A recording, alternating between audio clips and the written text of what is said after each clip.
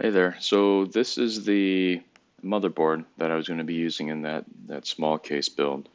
This is the ASUS ROG Strix Z590i gaming Wi-Fi. I bought this sort of to match and pair with the small form factor and the 3080 Strix graphics card. This is an LGA 1200 ITX motherboard. It can use a 10th gen, but I planned on using this 11th gen because it has PCIe 4.0 support. The sense is that I'd like to see if I could try faster, or I want to actually use the faster SSD, the M.2 SSD. Let's see here. The heatsink for this is pretty impressive. It's pretty solid. It's pretty substantial. It has a pretty hefty feeling. Again, this has PCIe 4 support as long as you use an 11th gen chip. There are two M.2 slots under here and this heatsink. What's neat about this motherboard is that they have this kind of stacking. If you can see this here, maybe later I'll tear this apart while I'm doing the install. But you can kind of see that there's stacking PCBs and connections where you have two layers where you can put the various M.2 modules. Let's see here. This has various SATA and all the various RGB lighting. Has two-way AI noise cancellation. It's kind of what the product explains here. And it has all sorts of, it looks like everyone's trying to do things with AI. So this has AI overclocking, cooling, and networking. Pretty nifty that this type of a motherboard can do such a thing. The other thing that's pretty nifty about this motherboard compared to its I guess the larger motherboards that ASUS offers, ASUS and Strix, ROG Strix, is the memory channels. These can actually support DDR4 533 megahertz, which is one of those last large, or I guess fastest types of modules, memory modules. I do have a pair that I was using with my Maximus, I believe. So I think I'm going to give that a try in this as well to see if I can get those faster speeds.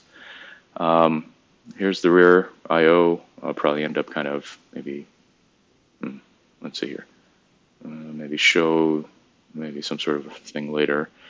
But it has HDMI 2.0, various USB ports right there.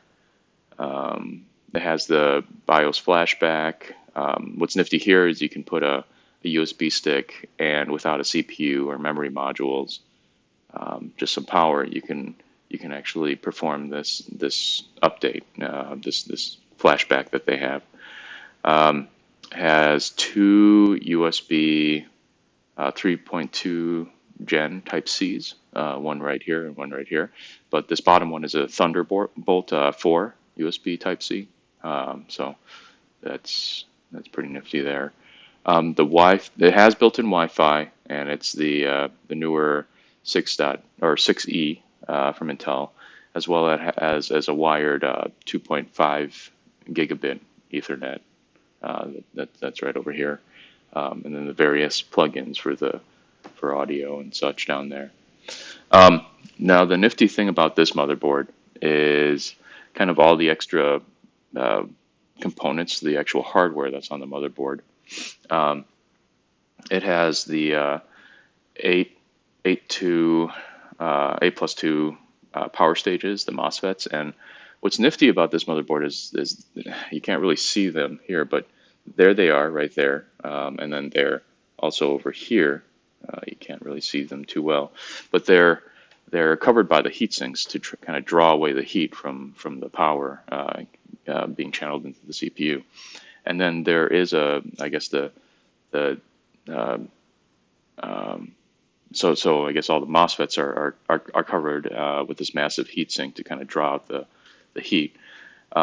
You have the various capacitors and the ferrite chokes, very high quality parts. These are the same kinds of parts that you expect on the larger Extreme or the Maximus or the Apex kind of motherboards. I think it was the Apex that I have that has the same kinds of surface components. And then I guess the nice thing about this one is it feels very over-engineered, but this is a 10-layer PCB, so it's really good for transferring heat around that DIGI Plus. You can't really see it, but it's kind of in this corner underneath the heatsink. DIGI Plus power control VRM module, so it allows for that better CPU overclocking, going to I guess taking the power and then moving them into the CPU. And then that 10-layer also helps to be able to kind of dissipate that heat, as well as kind of, I guess, put the power to the lines and then get it to the CPU in a clean way. So it's great for overclocking, which I wouldn't expect from an ITX motherboard, but this one can do that. And then you have this, I guess, what they call a PowerCool II Power Connector, and you can kind of see how it seems to be also kind of overbuilt. It has this kind of metal shield. They call it a metal armor around there, and it helps for lower impedance. And you can even see kind of in the back the solder job there. So pretty heavy duty, and this is actually made to do a little bit of overclocking. Although I'm going to put an i5 in there, my sense would be I probably can do well with a 11900K, and it probably would do very well in this motherboard. So I think that's about it. Going to, I guess, let me take a quick look in the box here and see if there's anything. I guess I'm doing a little bit of an unboxing on something I've already unboxed, but I just want to check the box out for anything that I might need or use as part of my build. So let me go ahead and take a quick look here. I'll run through some of this stuff and show you what's here. So it looks like, yeah, I got this kind of a welcome card right there. You've got the CD. CD kind of has all the drivers and software for the motherboard. Looks like a sticker pack. Yeah, it's kind of nice, I guess. And a keychain. So it's still in its packaging here. Maybe a collector item of some sort, maybe. And then the gaming or the motherboard's user manual. But normally I use what's online.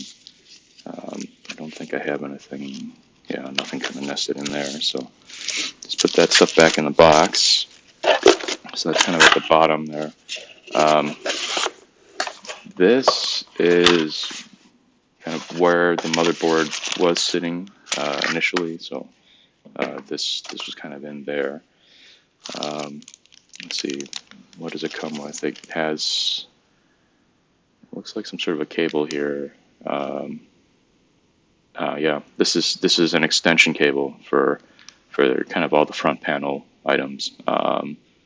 So you can connect this directly into the motherboard. You can kind of see there, and then you can kind of see this. This has like the, let's see here, like the power, you know, all the other types of things, power switch, hard drive, LED, reset switch. So it looks like an extension cable. Maybe I'll keep this out, and I may end up using that, may not use it. We'll have to see. I have some sort of other extension here. It looks like this might be could be lighting, or it could be another extension for another piece out here. We'll have to take a look. Maybe I'll keep this out as well and then see what that is. We got zip ties, cable management, and we got, it looks like for SATA, we got 4 of these cables.